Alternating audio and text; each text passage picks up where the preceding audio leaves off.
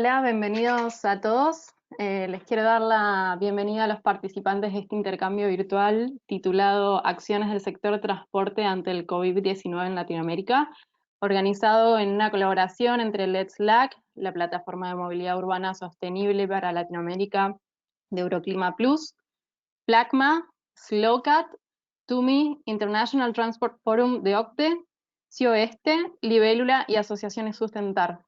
Mi nombre es Carolina Chantril, estoy a cargo de la coordinación del grupo de trabajo de transporte de LEDS en Latinoamérica y Asociación Sustentar, y me acompaña también, moderando parte de este espacio, Maruxa Cardama, secretaria general de SLOCAT Partnership. Como ustedes saben, el pasado 11 de marzo la Organización Mundial de la Salud declaró que la enfermedad, denominada COVID-19, tomó escala de pandemia mundial. Nos reúne aquí que todos nosotros reconocemos que el transporte tiene un rol fundamental y central en la propagación como en el control del coronavirus que causa esta enfermedad. Y entendemos que la unidad y la colaboración son claves para enfrentar este gran desafío, y es por eso que este es uno de tantos esfuerzos que podemos realizar en conjunto. Esta acción conjunta y coordinada es lo que permitirá implementar medidas de control y prevención mientras que se satisfaga demandas de bienes y movilidad básica de la población, preservando la integridad personal y de la infraestructura, como así también de la sostenibilidad del sistema de transporte en general para poder reanudar nuestra actividad cuando la pandemia haya cesado. El webinar apunta a ser un espacio de diálogo e intercambio entre funcionarios y expertos del sector de transporte de Latinoamérica frente al desafío del COVID-19.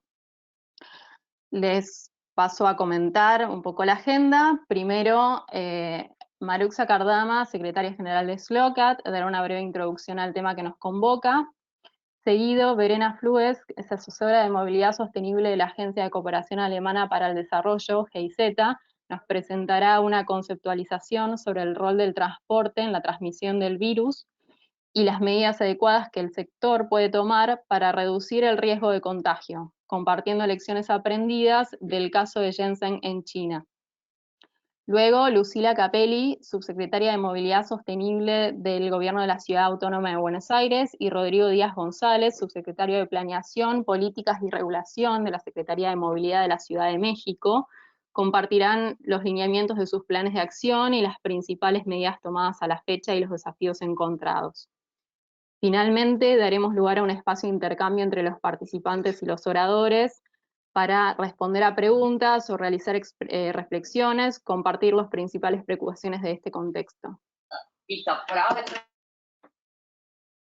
Quiero recordarles que durante toda la sesión está abierto para dejar reflexiones y preguntas a los oradores.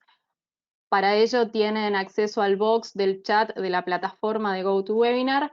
Al final de las presentaciones leeremos los comentarios tratando de responder a todas las consultas. Antes de continuar con la agenda, nos dará un saludo el señor Francisco Maciel, que es presidente del comité directivo de Let's LAC, y el señor Francisco Furtado, del Foro Internacional de Transporte de la Organización para la Cooperación y el Desarrollo Económicos. Bienvenidos, Franciscos. Hola, bienvenidos a todos. Me voy a hablar en portugués para que seamos un poco más inclusivos y menos repetitivos. É um prazer ter a honra de abrir esse webinar.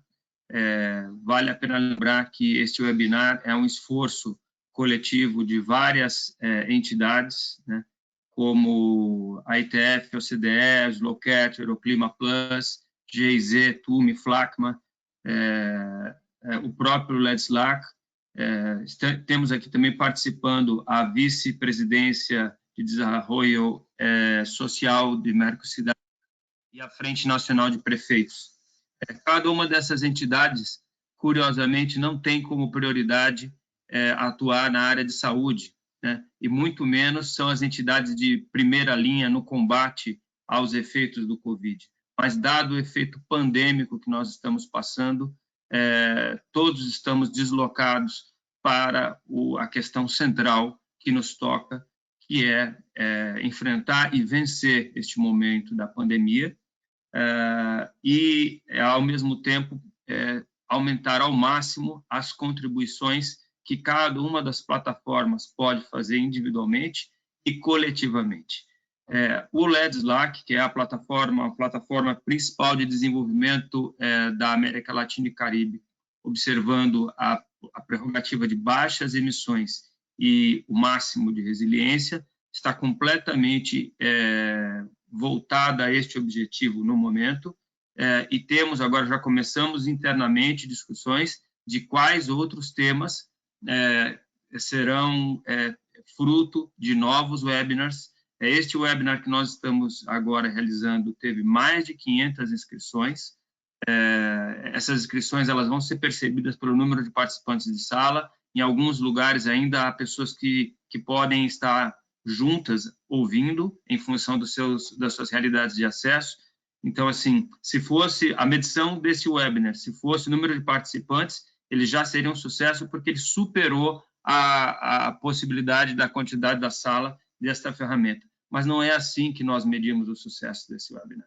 Nós medimos o sucesso desse webinar com o intercâmbio de experiências, com a possibilidade maior de enfrentamento a esta pandemia e com realizações que serão feitas a partir daqui, que são os objetivos de todas as instituições aqui, realizações para que a vida das pessoas seja melhor na América Latina e Caribe e em outros lugares. Nesse sentido, eu agradeço muito em nome do LEDSLAC. Gostaria de fazer um agradecimento específico ao senhor Rodrigo Thorn, que é um grande companheiro e foi um entusiasta e o grande articulador para este webinar. Muito obrigado.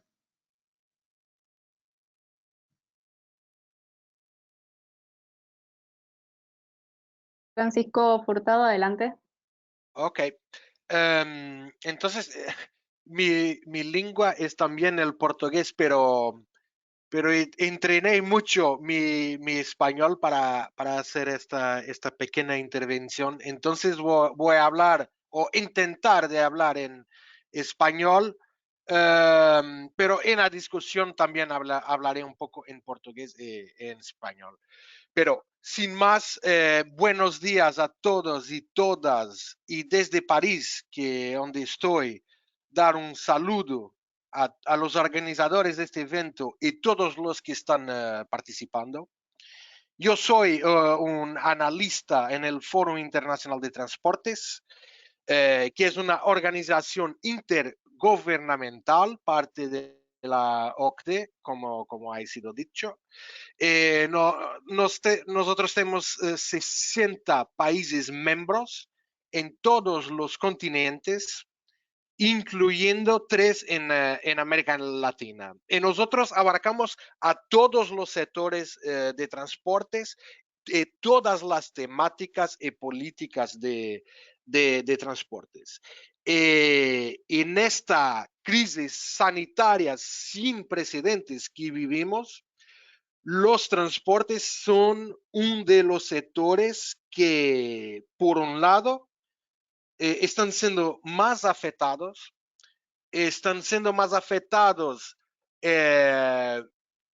varias vertientes. Entonces, la aviación está siendo muy afectada, los aeropuertos, lo transporte marítimo y de mercancías, lo transporte urbano, quer público urbano, quer también nuevas formas de movilidad también están siendo afectadas. Lo transporte entre ciudades también. Entonces, está a impactar el transporte en todas estas vertientes, pero los transportes no están apenas siendo afectados, como los transportes son una de las claves para la respuesta a esta crisis también, porque los transportes son fundamentales para el abastecimiento de víveres, productos sanitarios esenciales a las poblaciones. Son esenciales también para mantener un mínimo de movilidad para los sectores esenciales y para que la sociedad pueda continuar a sobrevivir. Sectores como la salud puedan continuar a trabajar y hacer su trabajo esencial en este momento. Y entonces una primera cosa desde el FIT, del Foro Internacional de Transportes, que tengo que decir es dar un saludo a todas las compañías, organizaciones y trabajadores del sector de transportes que continúan su actividad mesmo perante esta grave crisis, una actividad que es fundamental para esta respuesta y para que la sociedad continúe a sobrevivir. Terminaría esta muy breve intervención destacando la importancia de un evento y de un webinar como este, porque este es un momento en que es fundamental compartir experiencias y compartir las mejores prácticas, tanto en la región, tanto en América Latina con diferentes países y ciudades de América Latina, pero también intentar sacar lecciones de otros países, de otros rincones, de otras regiones que ya han pasado por esto.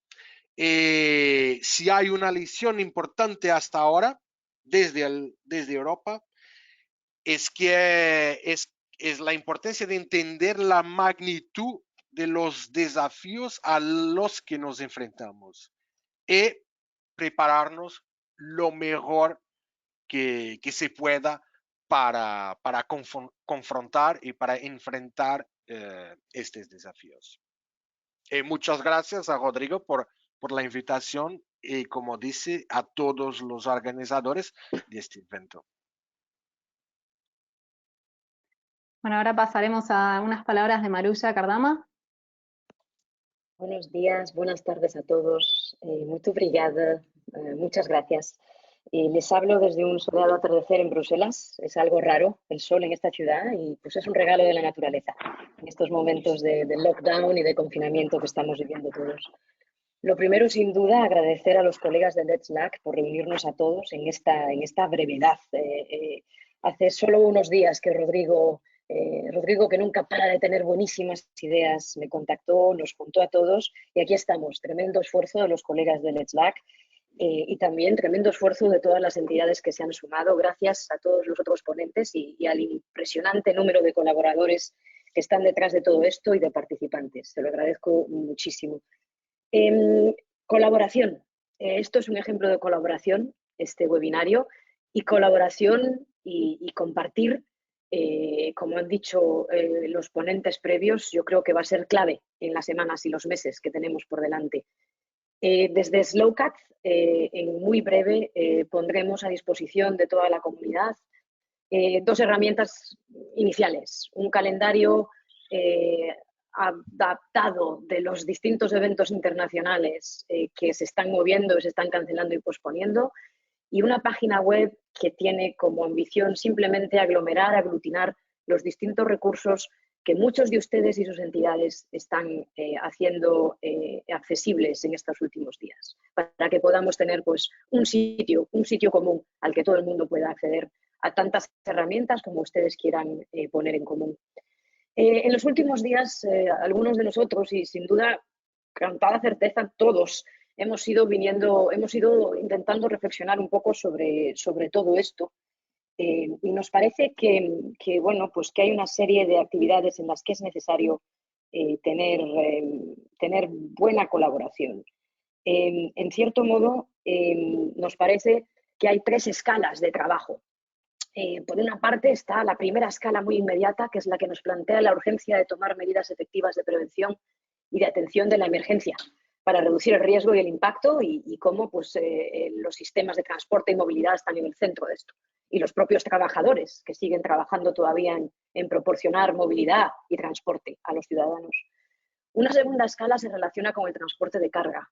Tendríamos probablemente que considerar la sostenibilidad de las cadenas de aprovisionamiento de alimentos, de medicamentos, de todos esos productos básicos que vamos a necesitar en el plazo que duren estas medidas y también la recuperación que vendrá después.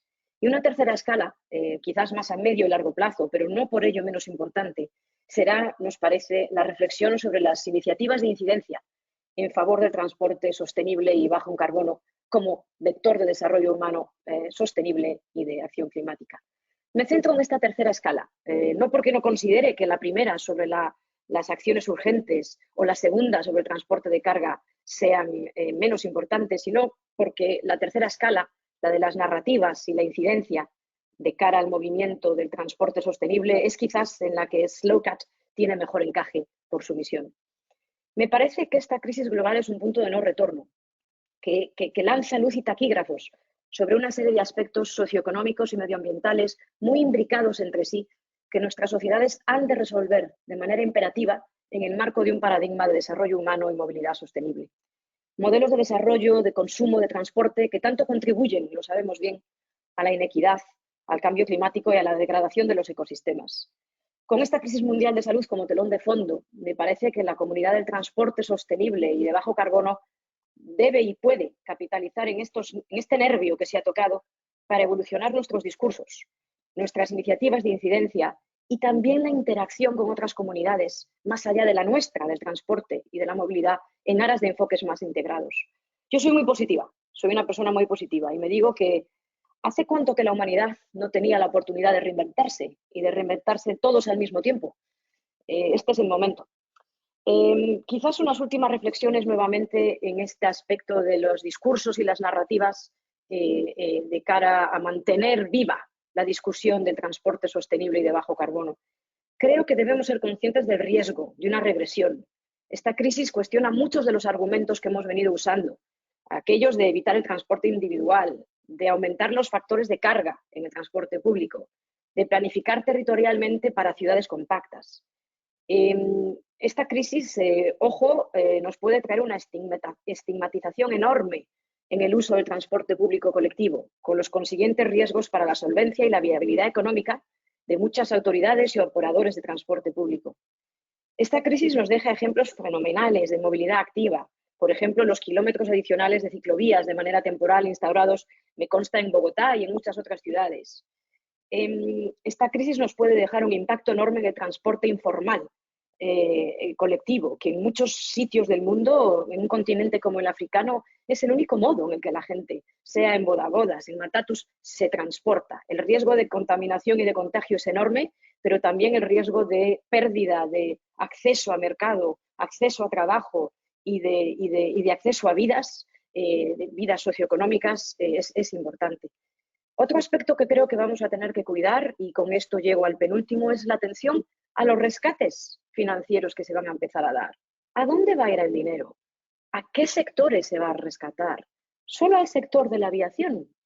Si llevamos a cabo planes Marshall, como se empieza a hablar en Europa, planes de recuperación económica para incentivar obra pública e inversión pública, ¿en qué vamos a invertir? ¿Vamos a respetar la jerarquía Avoid, Shift, Improve? Evitar, cambiar, mejorar, para realmente poner en práctica una transformación de los sistemas de movilidad y de transporte. ¿Cómo la movilidad sostenible y baja en carbono vamos a conseguir que sea vista como ese vector de recuperación socioeconómica tras la crisis que pueda ser? Lo voy a dejar aquí, agradeciendo de nuevo a los colegas de Let's LAC por reunirnos a todos los ponentes por estar aquí y a todos los participantes. SLOCAT, como partenariado que somos, y el secretariado en el que yo tengo el honor de trabajar, queda a su servicio para facilitar y alimentar toda la colaboración entre nosotros que quieran ustedes tener y que estimen oportuna. Muchísimas gracias. Devuelvo la conexión. Bueno, a continuación quiero presentar a nuestra primera oradora, que es Verena Flues. Forma parte del equipo de movilidad sostenible de la Cooperación Alemana para el Desarrollo GIZ y contribuye a gestionar la iniciativa de movilidad urbana transformativa, TUMI por sus siglas en inglés, que reúne 11 organizaciones líderes en el sector. En el marco de TUMI, Verena coordina la implementación de proyectos de movilidad sostenible en 3 países de Latinoamérica y Marruecos y desarrolla nuevos proyectos de creación de capacidades. Tiene una maestría en Ciencias Políticas y especialización en Política Ambiental de la Universidad de Sciences Po en París y la Universidad Nacional en la Ciudad de México. Adelante, Verena.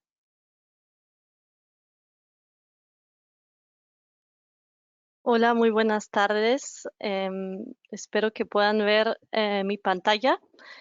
Gracias por la presentación. Entonces no vuelvo a presentarme y empiezo directamente con esta presentación y esta contribución al debate, que más bien que una conceptualización teórica es un caso, una experiencia que se ha vivido en una ciudad china. Y yo creo que en este momento en que el virus está teniendo un impacto global y está llegando a todos los países del mundo, es muy interesante estudiar lo que hicieron las ciudades chinas y sobre todo las empresas de transporte público en este país donde todo empezó. Entonces, yo de alguna forma no voy a hacer, yo trabajo en Alemania y estamos en contacto directo con esta ciudad, pero yo de alguna forma soy la mensajera y la traductora de esta experiencia. Entonces, les pido perdón si en algún momento no podré contestar a todas las preguntas técnicas, pero trataré de resumir la experiencia para que las otras ciudades que nos escuchan se pueden inspirar e informar de esto. Primero, antes de empezar, ya se presentó TUMI como iniciativa de 11 organizaciones que tienen en común promover el transporte público y el transporte sostenible en el mundo. Hacemos muchas cosas que no voy a detallar ahora, pero en este momento, como reconocemos este gran impacto que tiene la epidemia en el mundo, empezamos desde ya algunas semanas a recopilar información sobre la relación entre el virus COVID y su impacto en todo lo que es movilidad sostenible. Entonces, las invito a seguir nuestro canal de Twitter, en la que estamos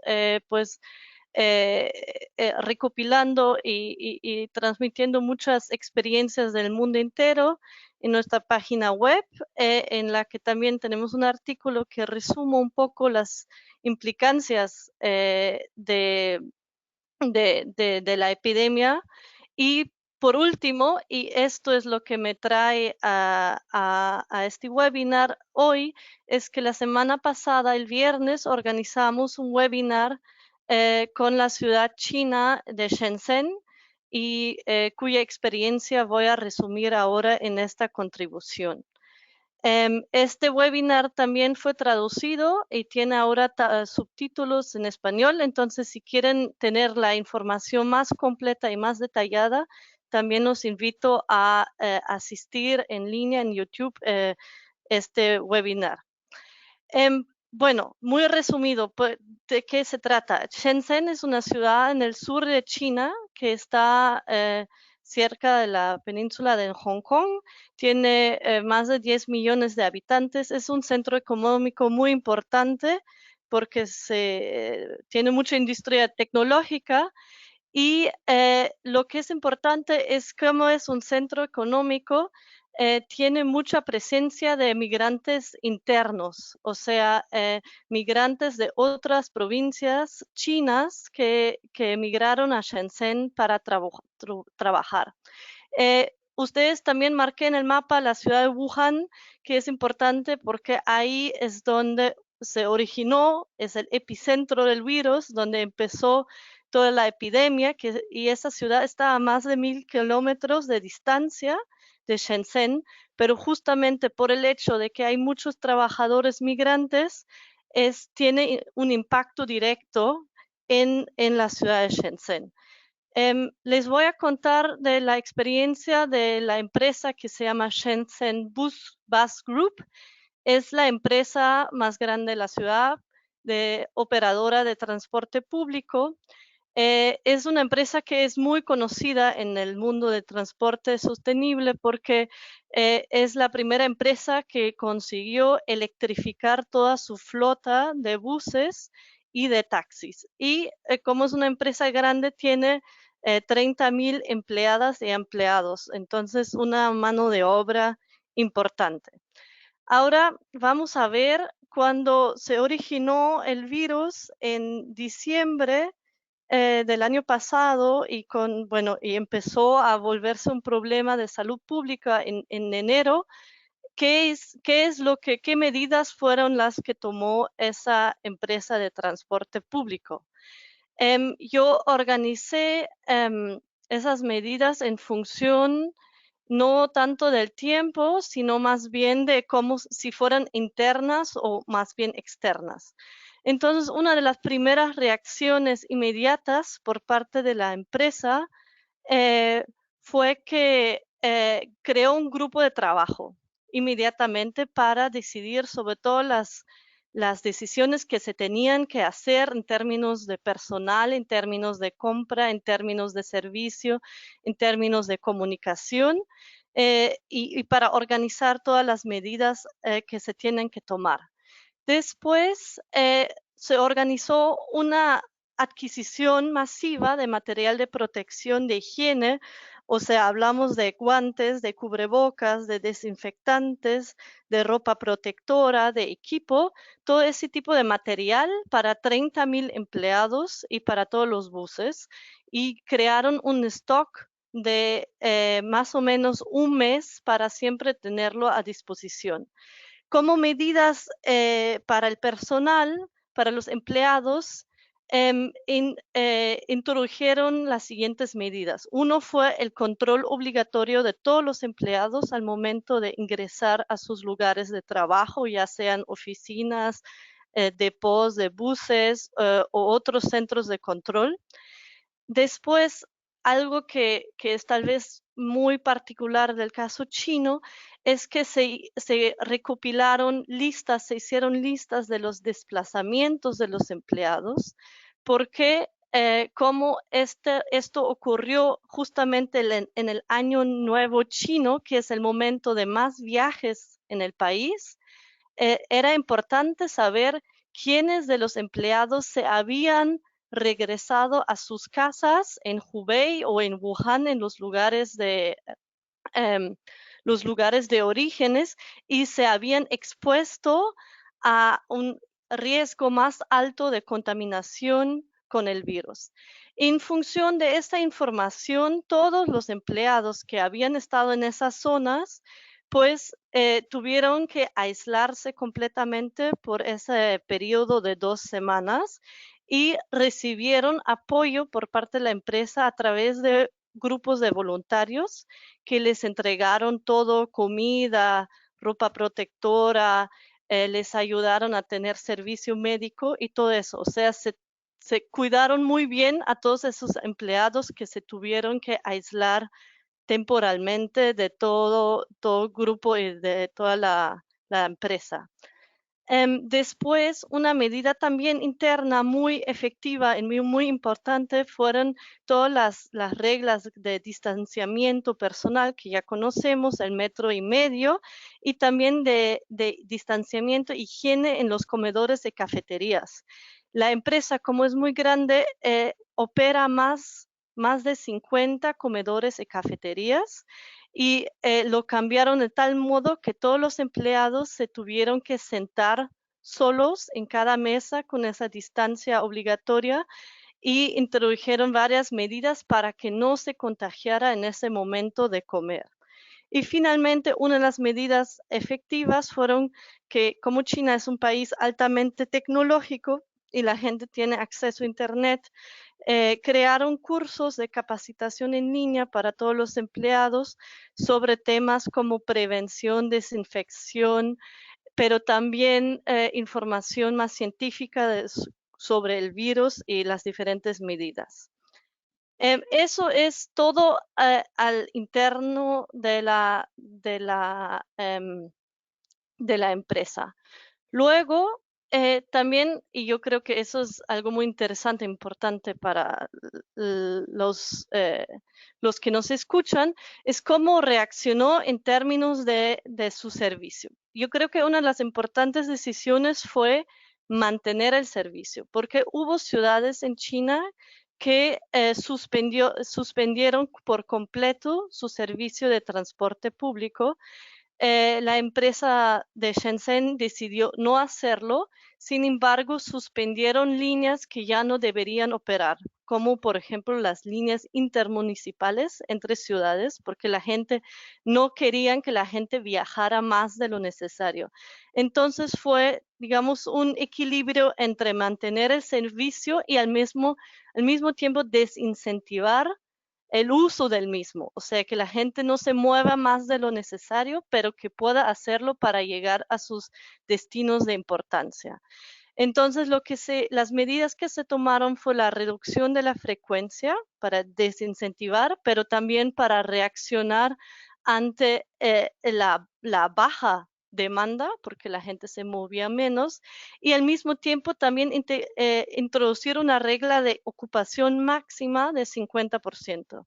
¿Cómo se hizo eso? A través del monitoreo, porque todos los buses están equipados por cámaras y además la empresa tiene un sistema de operación inteligente de tal manera que podían observar en qué estaciones o en qué puntos importantes había una concentración más alta y hacerle llegar más buses de reserva para que en ningún momento pasara de los 50%. Luego, como otras medidas, fueron la desinfección después de cada recorrido, por lo menos 3 veces al día, y una limpieza profunda cada noche con materiales como alcohol para uso médico o clorina. Y ciertas reglas tanto para pasajeros como para conductores, como el uso de mascarillas o de cubrebocas. Y finalmente, en China también en Shenzhen se usó una aplicación que puede rastrear a los pasajeros y que introducen de forma voluntaria su información de sus desplazamientos y cruzarlo con información de los buses y de los casos de COVID para que cada pasajero supiera si ha estado en un bus que también traía una persona que llevaba el virus, que estaba infectada. Y finalmente, muy rápidamente, porque no tenemos mucho tiempo, la empresa, además de brindar el servicio ordinario de transporte público, también hizo algunos servicios especiales, como por ejemplo participar a la evacuación de un crucero que estaba en el puerto de la ciudad y en el que se encontraban personas infectadas y personas originarias de Wuhan. Entonces, proporcionaron los buses y los conductores y de forma aislada transportaron a los diferentes pasajeros a hoteles o centros de recepción con ayuda médica y al final, y eso es muy interesante, todos los conductores que participaron en esa operación con equipo especial, como lo ven en las fotos, se tuvieron que poner en aislamiento, en cuarentena durante 2 semanas. O sea, un precio bastante alto, pero así se pudo evacuar a este crucero con viajeros internacionales.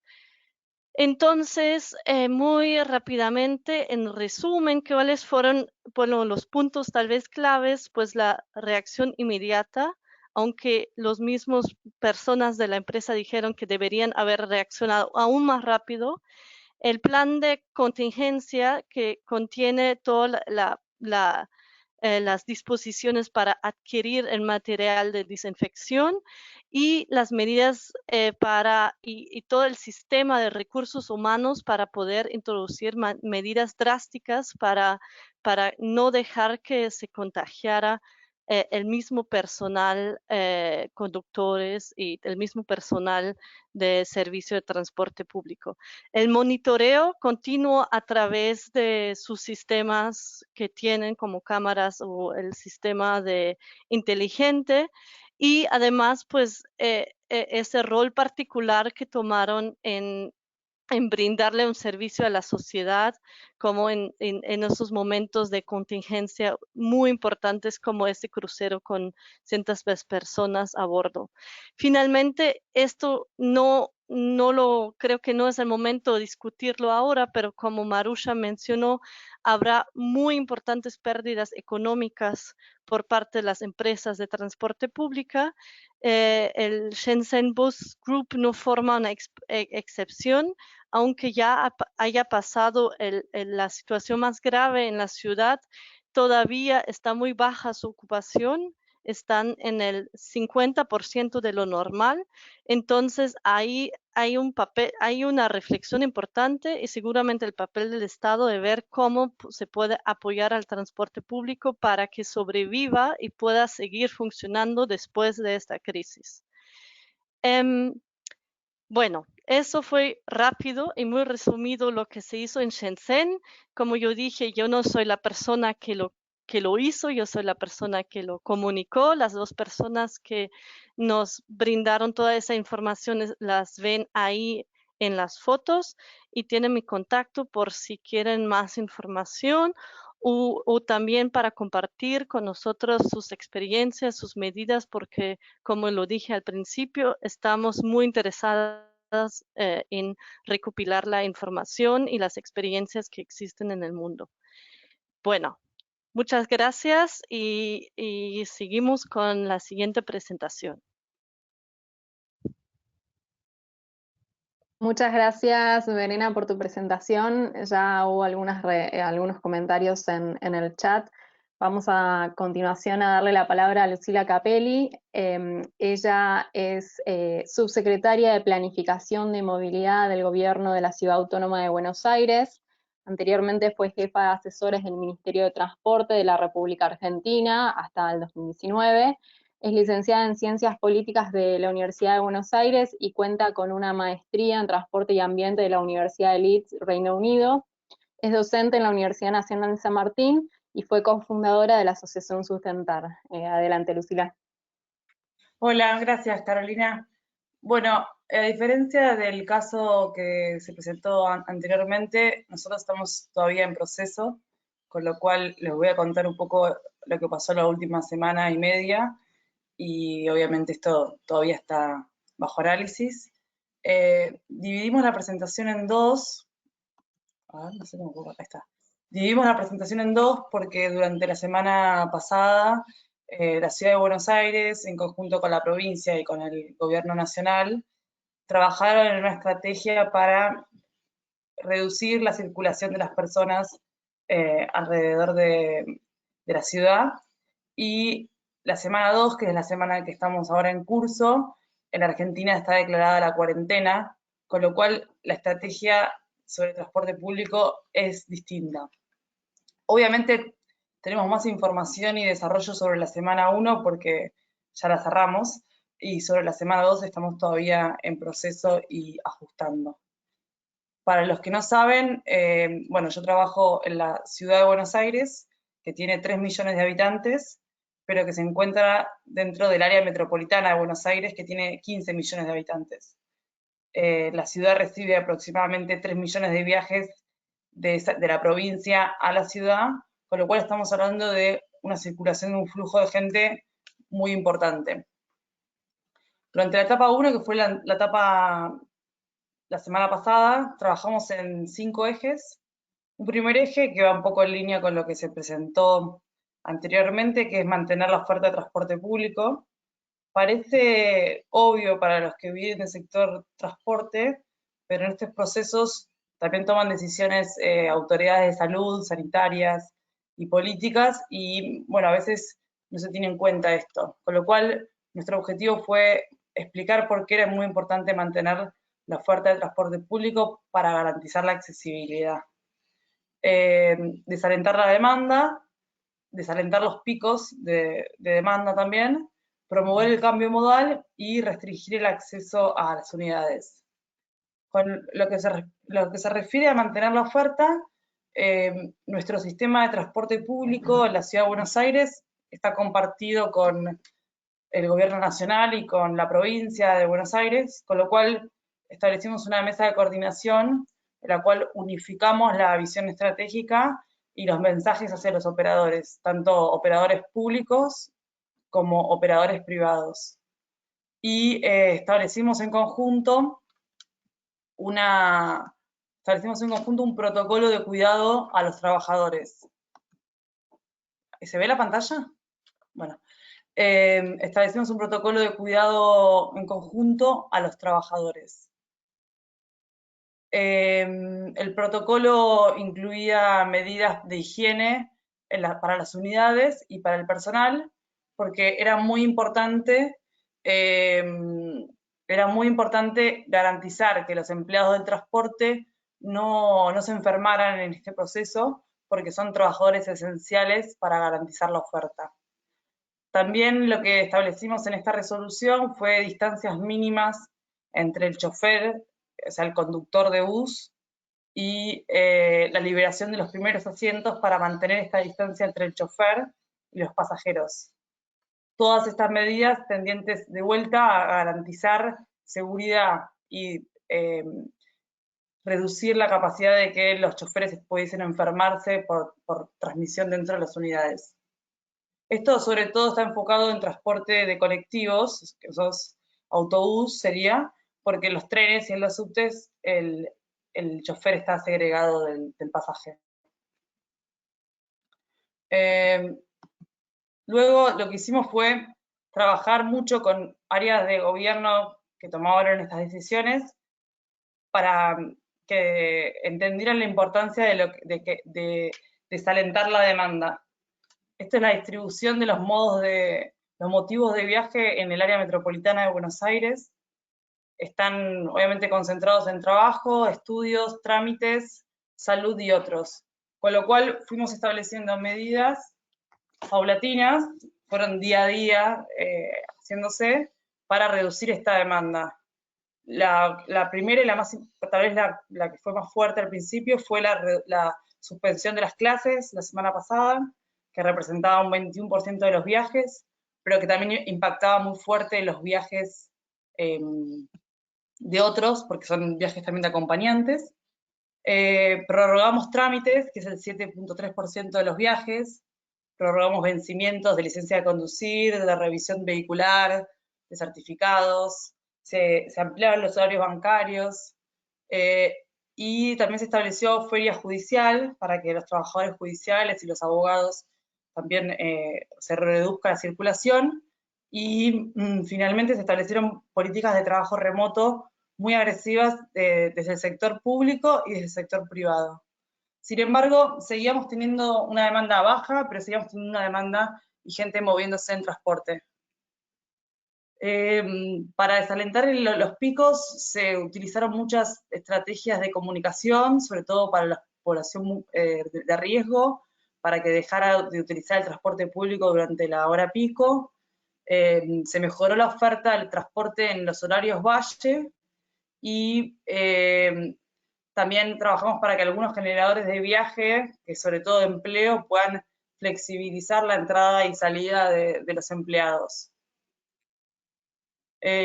Contra nuestra idea de transporte urbano sustentable, promovimos el cambio modal también, obviamente promoviendo la movilidad individual en bicicleta y caminando, pero también establecimos medidas en contra de lo que venimos haciendo hace años, pero para promover el uso del transporte particular. Por eso levantamos la prohibición de estacionamiento en el centro y en el área microcentro y en el área tribunales. El jueves de la semana pasada, sobre todo por una decisión del gobierno nacional, porque los trenes urbanos venían con mucha gente, se restringió el acceso a las unidades de transporte público. Se firmó una resolución por la cual solamente podían viajar en ese entonces, y ahora también, pasajeros sentados. Esto, bueno, requirió un ejercicio de planificación bastante difícil, porque es imposible de controlar que todos los pasajeros viajen sentados, pero bueno, se establecieron diversos mecanismos y controles a lo largo del área metropolitana para garantizarlos. En lo que se respecta al subtes, la Ciudad de Buenos Aires tiene una red de subtes que administra la ciudad misma, y nosotros por recomendación del Ministerio de Salud sabíamos que el modo de transporte que mayor intensidad de contagio existe es el subte, porque es un modo en el cual la ventilación es escasa y no hay presencia de luz, con lo cual es mayor la circulación, y ahí se nos pidió no reducir la oferta, pero sí desincentivar aún más la demanda, con lo cual lo que hicimos fue generar, replanificar la red rápidamente y ajustar la red solamente para promover los viajes largos, que sabemos que es de la gente que probablemente no tiene manera de reemplazar ese viaje por otro modo. De este modo lo que hicimos fue dejar solamente abiertas las cabeceras de la línea y las estaciones de intercambio para que estos pasajeros no perdieran su capacidad de accesibilidad. Dejamos también abiertas algunas estaciones cercanas a grandes conglomerados de hospitales o zonas con muchos hospitales para el personal crítico. La semana pasada los resultados fueron buenos en lo que se refiere a política de transporte, o sea, la estrategia se empezó a ver, la coordinación fue muy aceitada entre los 3 gobiernos, eso para nosotros es muy difícil siempre hacerlo, pero la verdad que la emergencia nos permitió coordinar muy bien. La demanda de los pasajeros del subte, el primer día bajó un 52%, el segundo día bajó un 60%, y ya al final de la semana teníamos hasta un 75% de baja de demanda. Los colectivos bajaron menos, un 30%, y también aumentaron los usos del sistema de bicicletas públicas, y aumentaron los ingresos en auto particular, no tanto, pero aumentaron los ingresos en auto particular a la ciudad de Buenos Aires. Estas son algunas de las imágenes de lo que estuvimos haciendo, limpieza del subterráneo de Buenos Aires, y también estuvimos trabajando con todo lo que es la infraestructura de cartelería que tiene la red de transporte, pasando mensajes, y a la derecha final es todos los mensajes que se están colgando dentro de los colectivos. Por último, porque ya me pasé de tiempo, a partir de la semana pasada, del viernes, la Argentina está en cuarentena, con lo cual cambió la estrategia de lo que veníamos presentando. Esto implica que, de vuelta, seguimos garantizando la oferta de transporte público, pero con una oferta menor. Estamos utilizando una oferta de domingo, que es la oferta más baja que existe a nivel urbano acá en el AMBA, para trenes, colectivos y subtes. Es una oferta que más o menos es alrededor del 40% de la oferta de un día hábil. Estamos dejando que los taxis y los remises operen normalmente, porque sabemos que es un insumo clave para el personal esencial. Se suspendió el servicio de bicicletas público, de monopatines, el estacionamiento regulado también se suspendió, las grúas solamente tienen un servicio limitado para garajes, interrupción de garajes y ochavas. Se suspendió el servicio de combis, que acá se llama combis a el vehículo de aproximadamente 3 asientos que hace viajes interurbanos entre el segundo o tercer anillo del cordón de la AMBA y la ciudad. Y a partir de hoy se cierran 59 accesos a la ciudad. Quedan más o menos 13 accesos para vehículos livianos y accesos habilitados para transporte público. Esto significa que en estos accesos va a haber control policial, el transporte público y el transporte pesado va a poder circular sin problemas, pero los vehículos livianos se les va a parar y controlar para ver por qué están circulando durante la cuarentena. Y obviamente probablemente mañana tengamos nuevas medidas a tomar. La cuarentena es probable que se extienda hasta Semana Santa, con lo cual nos quedan varios días.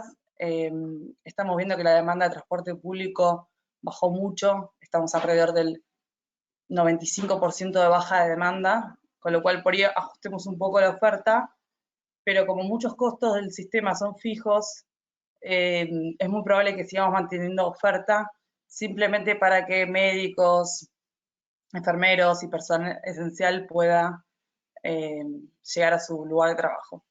Bueno, quedo atenta para las preguntas y muchas gracias.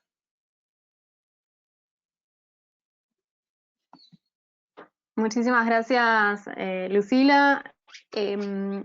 Lamento decir que Rodrigo Díaz, quien iba a también compartir lo que se venía trabajando en la Ciudad de México, nos pide consultas, nos pide disculpas y estuvo comunicándose con nosotros hasta recién.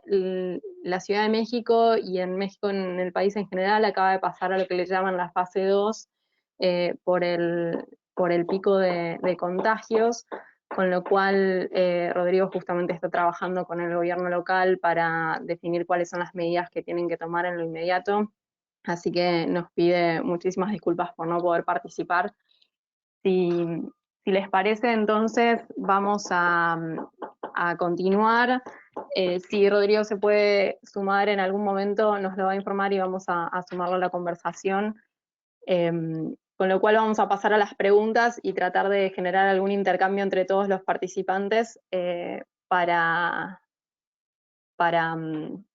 poder tanto responder preguntas como también hacer algunas reflexiones sobre los temas que se planteaban al inicio del webinar.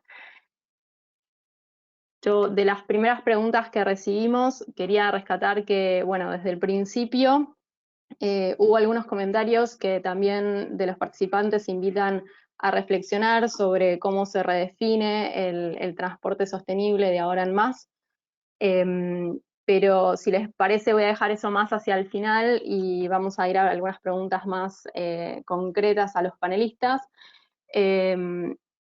Por ejemplo, bueno, había algunas preguntas, por ejemplo, de Mariela Tantelan, que consultan, basada en la presentación de Verena inicial, cuáles son las medidas que se pueden tomar desde el gobierno municipal, viendo un poco lo que, a diferencia de lo que pasa en Asia, que hay sistemas formales e integrados, cómo se pueden tomar medidas en espacios donde los sistemas de transporte están más orientados hacia microbuses, autos colectivos, taxis o empresas particulares. Y entonces, cómo se puede trabajar sobre iniciativas o medidas que generen sinergia entre todas las formas de transporte cuando por ahí no hay un gran operador en lugar. Creo que esa pregunta se la dirijo un poco a Verena, pero también Lucila por ahí puede complementar sobre lo que se está haciendo aquí en Buenos Aires. Sí, muchas gracias por la pregunta. Sí, me gustaría que también todos opinaran, porque yo creo que es una situación inédita en la que todas y todos tenemos que reflexionar cuáles son las medidas apropiadas en cada contexto cultural y cada situación. Sí, obviamente la situación en China es muy distinta de la mayoría de los países latinoamericanos. Sin embargo, yo creo que hay algunos aspectos rescatables, y yo creo que uno de los elementos claves es la protección del personal, o sea, de conductores, de choferes, de cobradores.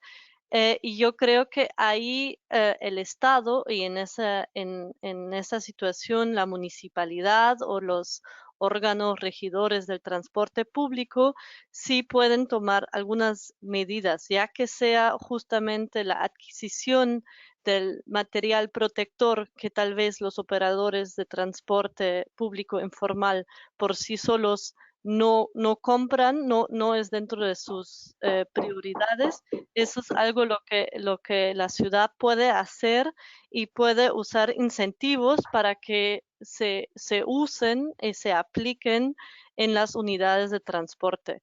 Por ejemplo, una medida que se ha tomado también en Shenzhen es a través de paredes de plástico separar el conductor o la conductora de los pasajeros. Es tal vez algo un poco más bruto, menos tecnológico, pero que es algo que se puede hacer en diferentes casos. Entonces yo creo hacer un plan, hacer un conteo, ver qué material existe, qué material se necesita y hacer un plan de adquisición, un plan de distribución y un sistema de incentivo para que los operadores lo usen, podría ser un primer paso. Pero me gustaría también saber mucho lo que piensan los otros ponentes de esta pregunta.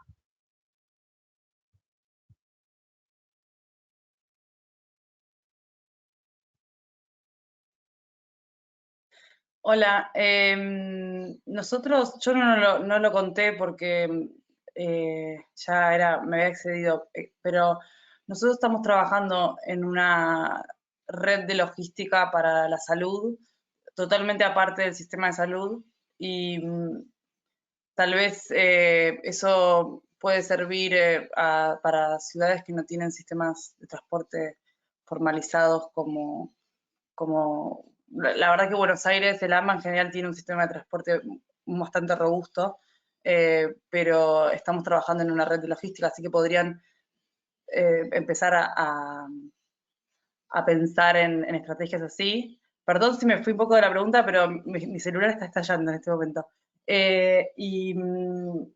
Por otro lado, también estamos trabajando alguien había dicho al principio que hay que administrar bastante bien el trade-off entre la cuarentena y la salud pública y el tema económico del sector y de la economía en general.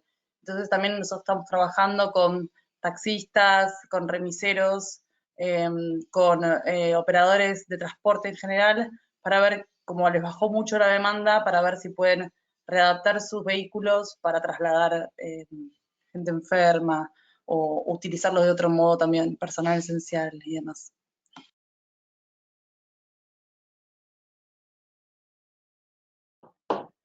Quisiera pasar a una serie de preguntas que estuvimos recibiendo. Les pido disculpas en principio a todos los participantes si no identifico los nombres de todos ellos, porque hay muchas preguntas que se están repitiendo y estamos recibiendo varias. Dos preguntas que tienen que ver con los sistemas digamos, con la tecnología que está en cada lugar vigente respecto a temas de transporte.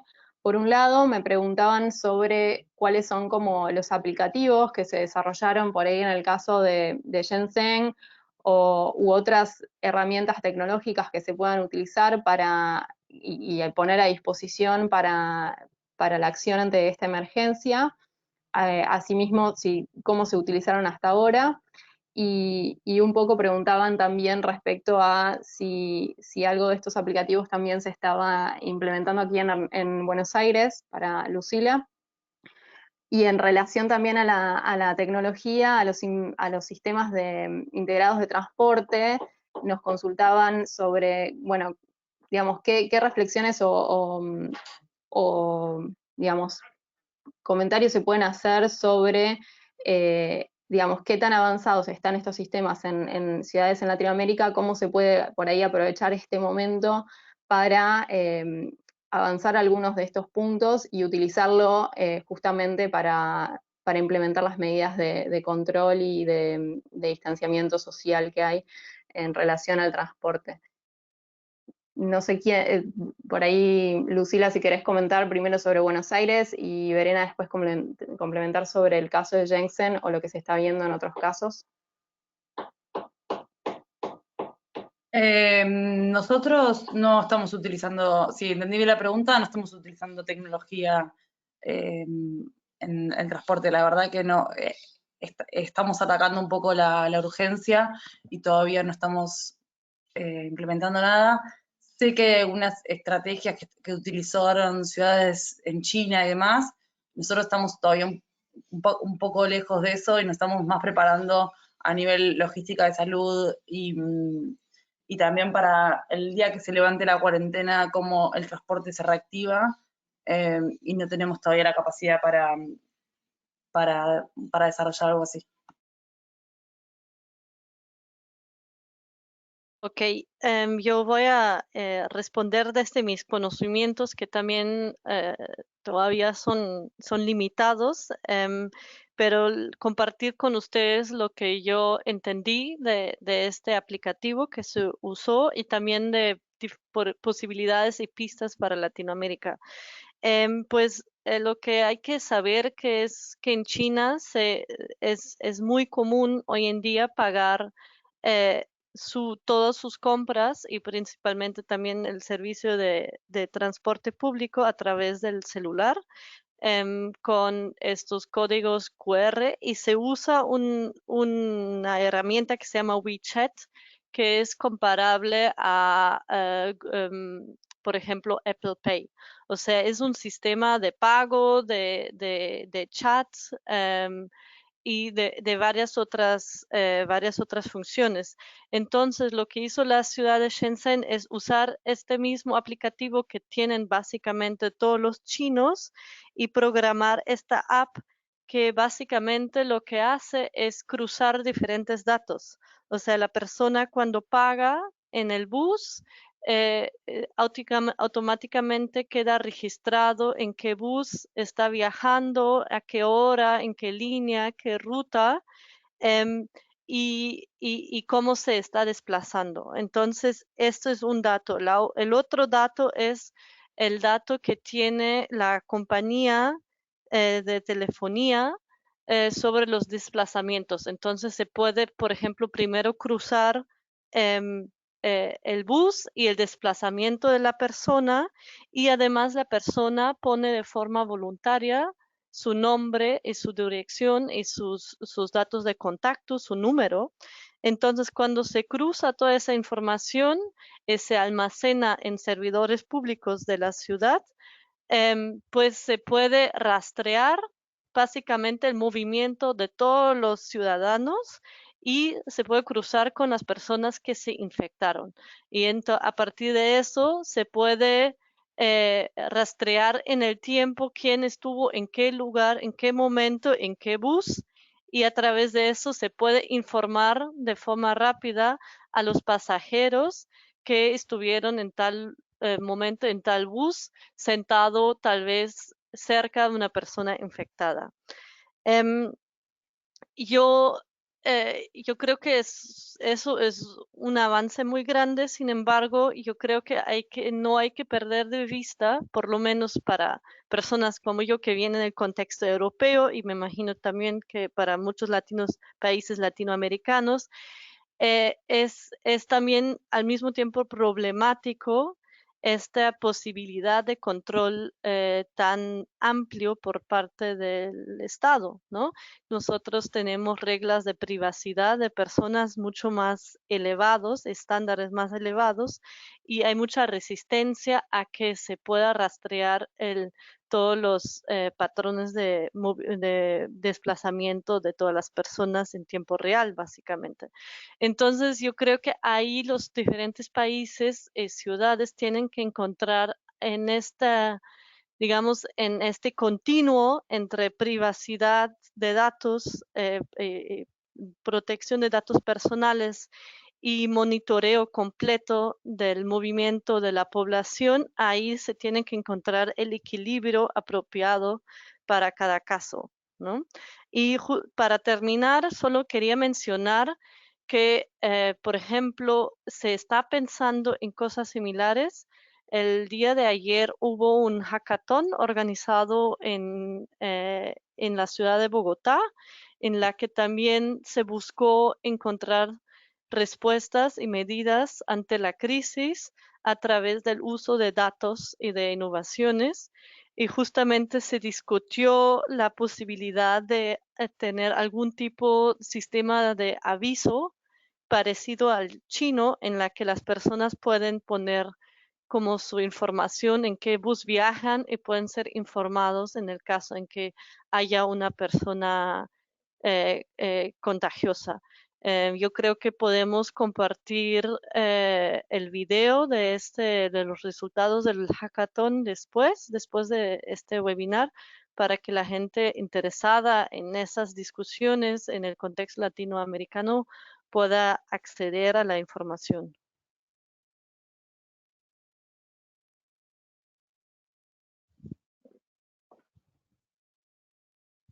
Me acaban de comentar que, bueno, Rodrigo Díaz se va a estar uniendo en unos minutos ahora al webinario para que él pueda también comentar un poco sobre las medidas. Mientras tanto, voy a hacer una última pregunta antes de dar la palabra a él, mientras él termina de conectarse y puede estar disponible. Hay también algunas consultas de varios participantes en relación a los criterios que se utilizaron en la Ciudad de Buenos Aires para definir qué medios de transporte o qué servicios, ya sea públicos o privados, se restringían, como por ejemplo el tema de restricciones a estacionamiento o el tema del uso o no de las de lo que es movilidad, digamos, micromovilidad, como los scooters o las bicicletas públicas. Y bueno, si Lucila podías compartir algunos como criterios sobre los cuales se basó qué servicios restringir y cuáles otros, digamos, apoyar para la movilidad mínima necesaria en esta situación. No sé, Verena, si después hay algún comentario sobre si ese tipo de restricciones también se tomaron en Asia, pero bueno, en principio, si Lucila puede compartir sobre esto. Nosotros tomamos las decisiones, o sea, quien lidera este proceso es el Ministerio de Salud de la Nación y el Ministerio de Salud de la Ciudad, con lo cual nosotros tuvimos que tomar decisiones en base a requerimientos que ellos nos pasaron de salud pública. El criterio fue promover todos los modos individuales, como dije anteriormente, o sea, que la gente camine, los viajes que pueda hacer caminando, que los haga caminando, y los viajes que pueda hacer en bici, que los haga en bici. También se promovió el auto particular, el uso del auto particular, levantándose el estacionamiento.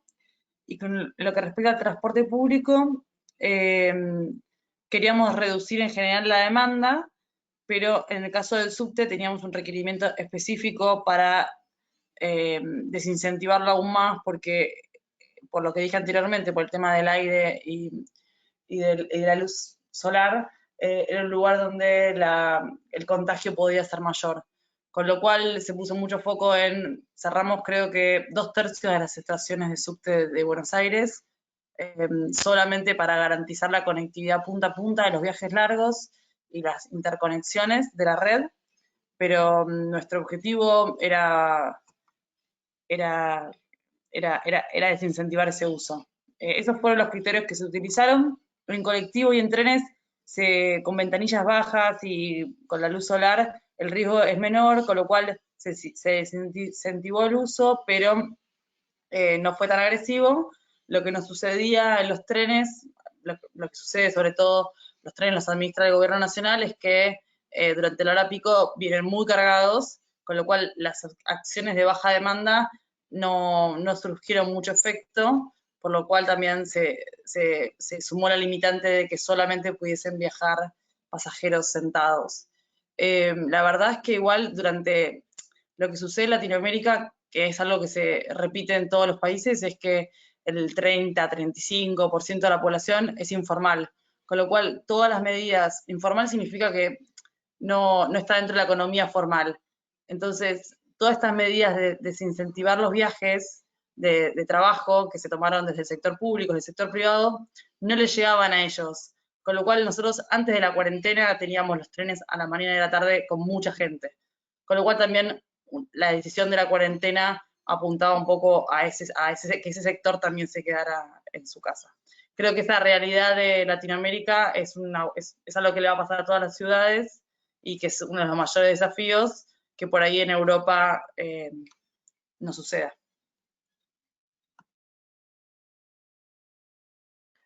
Bueno, yo puedo dar algunos elementos que conozco. Yo creo que, bueno, la decisión principal fue suspender completamente todo el servicio intermunicipal porque justamente se quería desincentivar que la gente se desplazara más de lo necesario en el territorio. Entonces, todos los buses que llevaban a la gente a otras ciudades no dejaron de operar durante la fase de contingencia más aguda. y también los servicios que llevaban a la gente a otros centros intermodales, por ejemplo, aeropuerto, trenes de larga distancia, como también esos servicios dejaron de operar y no se quería, pues se quería minimizar pues el intercambio de personas con otras provincias y otras regiones.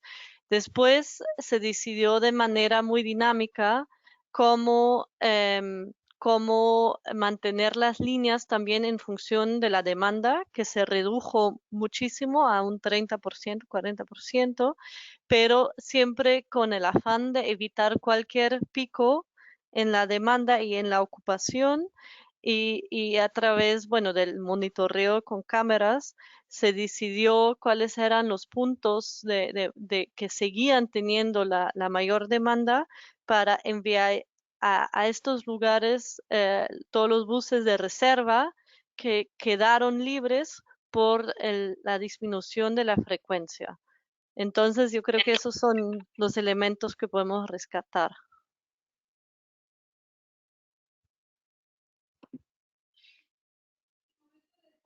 Bueno, entiendo que Rodrigo Díaz está finalmente conectado, así que vamos a darle la palabra a él brevemente.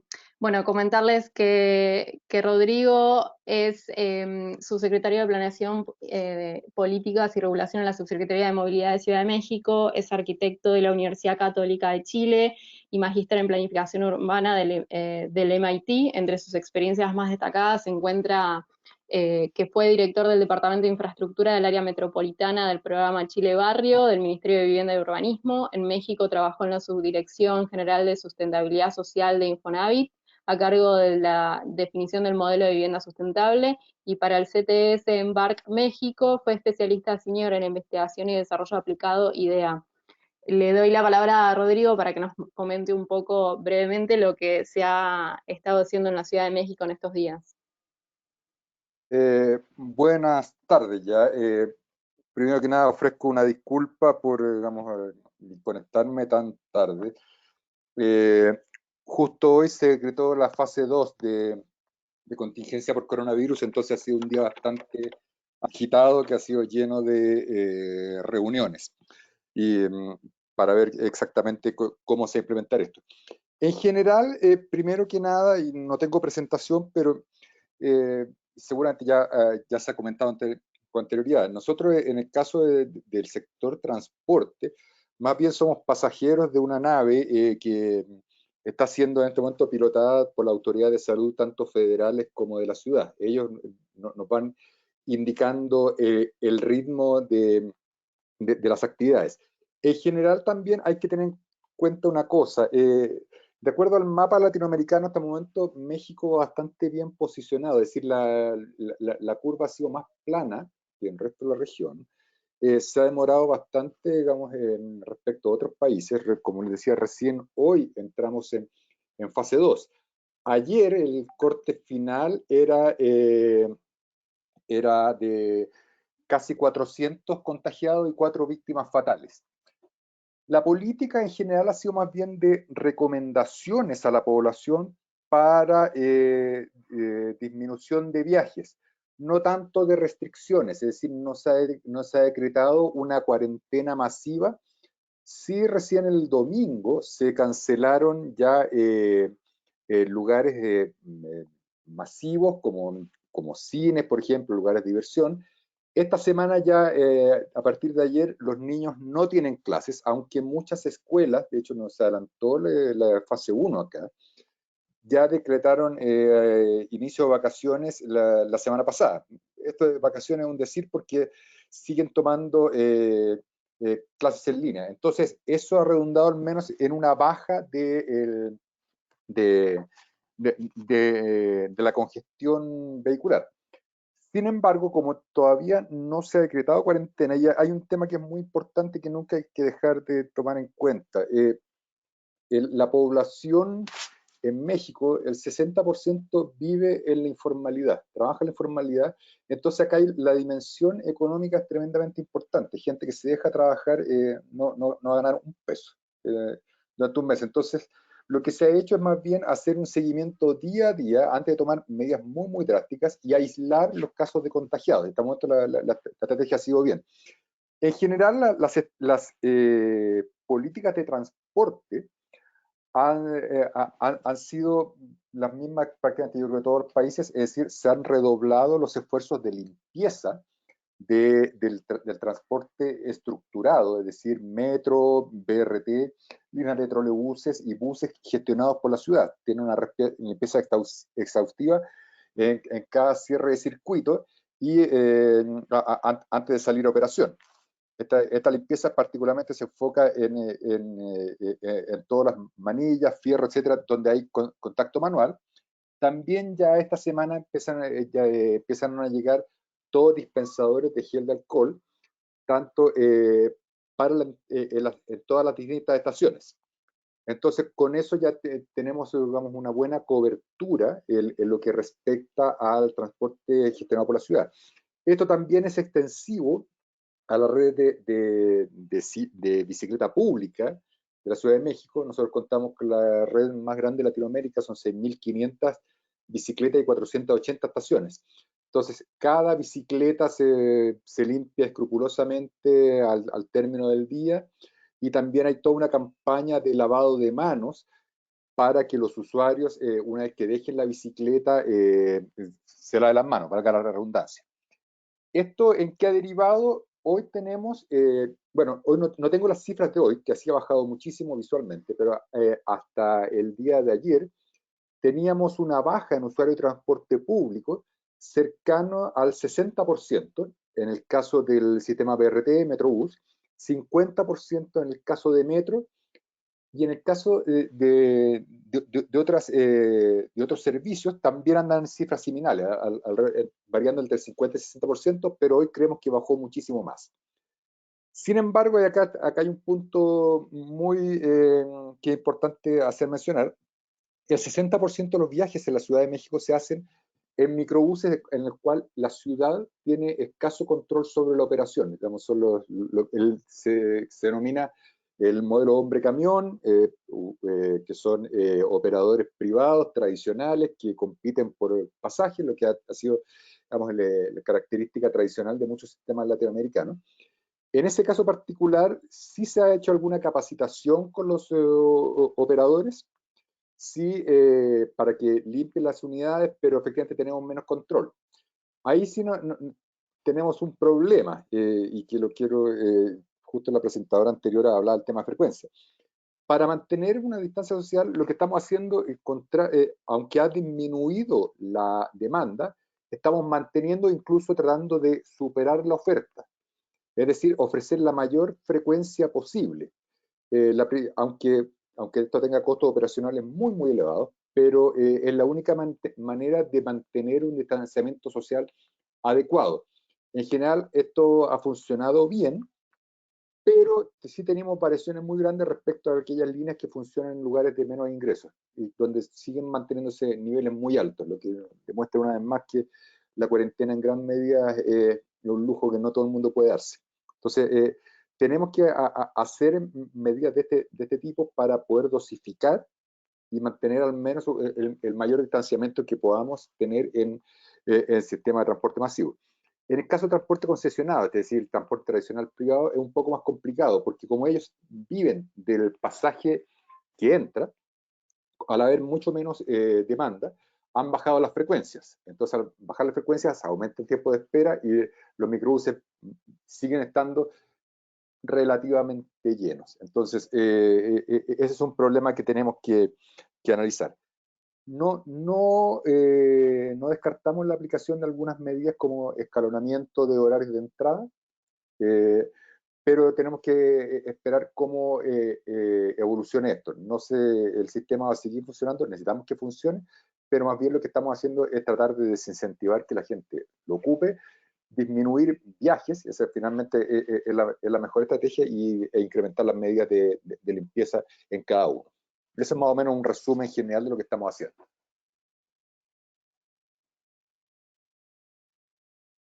Muchísimas gracias, Rodrigo. Gracias por pese a la vorágine del día, que pudieras conectarte aunque sea unos minutos.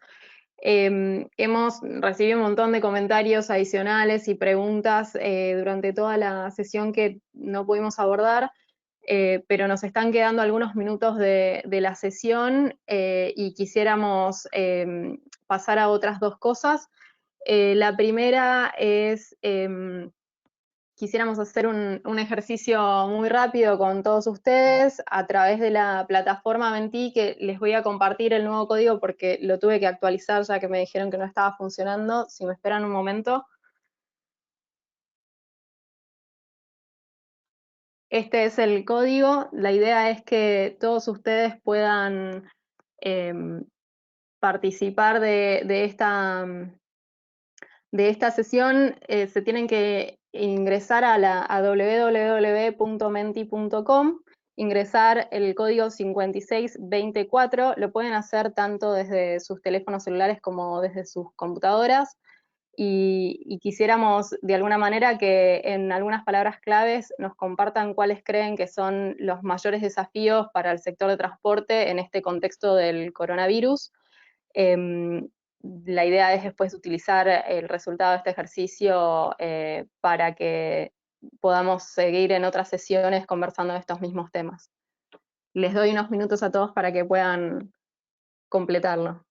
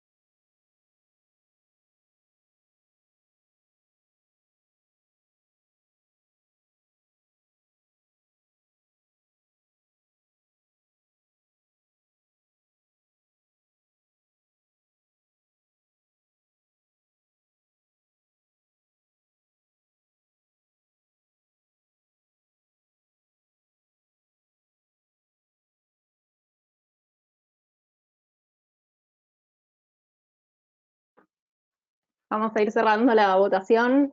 Claramente hay algunos temas que son emergentes, que están saliendo, como lo ven en el centro. Parece que la sostenibilidad del servicio, la coordinación, cuestiones de higiene y seguridad de los servicios de transporte son bastante primordiales. Sale también la sostenibilidad financiera o las pérdidas económicas y la logística como otro punto fuerte de esta votación. Creo que hay bastante consenso sobre algunos temas. Les agradezco a todos que participen. Creo que es un ejercicio que rápidamente todos podemos tomar conciencia de dónde tenemos los puntos en común sobre lo que queremos trabajar de ahora en más. Si les parece bien, vamos a continuar para que Mónica Solorzano nos presente un poco sobre otro espacio de coordinación, digamos, y una plataforma de socios y organizaciones que están participando en Latinoamérica en temas de movilidad. Le damos la palabra a Mónica Solorzano. Hola, ¿qué tal? Muchas gracias, Carolina. Muchas gracias a todos los organizadores de este tan interesante webinario, y el cual es súper prudente. Entonces, quería invitarlos a todos, todos los que nos están acompañando en este webinar, y a que se unan a nuestra plataforma. Es una comunidad de práctica que combina dos iniciativas muy importantes, que es Mobilize Your City y Euroclima Plus. No sé si me ayudas con la siguiente. Ajá. Bueno, en esta plataforma vamos a poner a disposición de todos, al igual que todas las demás organizaciones, todos los temas y proyectos, perdón, presentaciones y videos que se han producido ahora en este webinario para continuar la charla. Únicamente les muestro de manera rápida cómo pueden ingresar a nuestra comunidad de práctica y participar. Es a través de la página de mobilizeyourcity.net. Pueden ingresar a la sección de países y ahí dar clic en la sección de Mobilize Your City de América Latina. Ahí van a encontrar un botón de acceso o pueden ingresar a través de este link. Tengo entendido que estas presentaciones también puedan estar disponibles en línea, entonces pueden después recurrir con tiempo. Una vez que ya se registraron o quienes ya son miembros de nuestra comunidad de práctica, pueden únicamente ingresar con su correo electrónico y su clave, o si no, ingresar en estas partes donde estamos señalando, que es registrarme si son nuevos usuarios. Ahí habrán que contestar una serie de preguntas, únicamente es información de contacto, ya que tenemos un directorio de usuarios y también de grupos. ¿Me ayudan con la siguiente? Bueno, si son nuevos usuarios, durante el registro van a encontrar, después de todos sus datos personales, una serie de menú de todos los grupos de discusión que tenemos. Aquí estamos creando el grupo con esta temática con la finalidad de también continuar esta conversación. Igual también invitamos a nuestros panelistas y a todos los demás asistentes que quieran seguir conversando. Aquí lo pueden hacer. Nuestro colega Víctor Valente de la GIZ va a estar dando apoyo y dirigiendo la conversación en este grupo. Siguiente. Bueno, también si tienen algún tipo de duda, comentario, no duden en escribirnos. Ahí les dejo mi correo y también síganos en las redes sociales. En el canal de YouTube también vamos a poder tener el video de esta sesión para que puedan recurrir a esta conversación, estas reflexiones en el momento que ustedes tengan más interés. Y bueno, de mi parte, pues muchísimas gracias nuevamente a Let's Slack, a Libélula, a Tumi, a Slowcat, a Sustentar, a ITF, a GIS, Euroclima, todos los organizadores de este webinario, ya que de verdad ha sido muestra de que el trabajo colaborativo ha sido sumamente enriquecedor y qué mejor en estos momentos en donde es necesario las sinergias. Muchísimas gracias.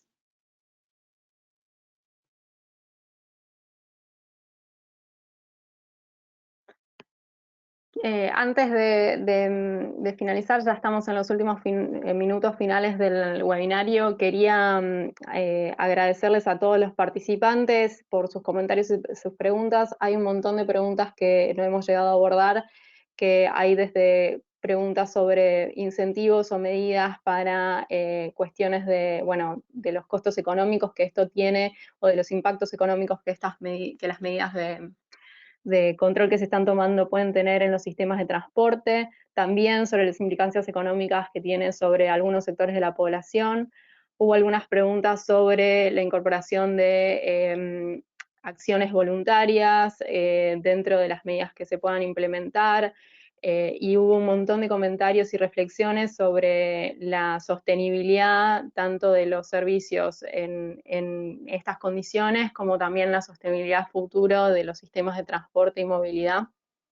Yo les agradezco a todos y les pido disculpas si las preguntas y los temas que hemos logrado tocar en este tiempo no hicieron justicia a la participación en los comentarios de todos, pero quisiera continuar y a dar el cierre. Los invitamos también, si no son parte de la plataforma de Let's Slack, que ingresen a la página, pueden allí registrarse y también pueden contactarnos para ser parte del grupo de trabajo de transporte o de las comunidades de práctica, ya sea de movilidad eléctrica o de logística sostenible. Vamos a continuar a través de la plataforma de Let's Slack o de las plataformas de las otras organizaciones que han sido parte de este esfuerzo conjunto, de este webinario, de seguir realizando sesiones o actividades de intercambio para apoyarnos mutuamente todos en enfrentar a este desafío y en lo que pueda implicar a futuro en relación a la movilidad sostenible, que es el tema que sabemos que nos convoca desde siempre. Por último, no duden en contactarnos con más preguntas, comentarios o sugerencias. Al finalizar la sesión van a recibir una pequeña encuesta que es de la plataforma de GoToWebinar. Les pedimos que por favor la completen, toma apenas un minuto. Y si aún así hay preguntas o comentarios, también no duden en contactarnos al resto de los oradores. Algunos de nuestros datos de contacto estaban en las pantallas. Van a recibir seguramente a la brevedad algún mail o comunicación donde les vamos a comunicar cuáles son los próximos pasos y darles acceso a los materiales de este webinario. Sepan que tanto las preguntas que quedaron sin responder como lo que surgió del ejercicio que vimos interactivo recién, lo vamos a utilizar para seguir produciendo espacios y materiales al respecto de este tema. Así que por último, bueno, le agradezco a todas las personas que participaron del webinario, en particular a Let's Slack, a Euroclima Modular City, a Slocat, a Tumi, a Flagma, Libélula, a ITF, por la colaboración y el esfuerzo que tuvimos en estos días para preparar este webinario, y bueno, estamos en contacto todos para seguir colaborando. Muchísimas gracias.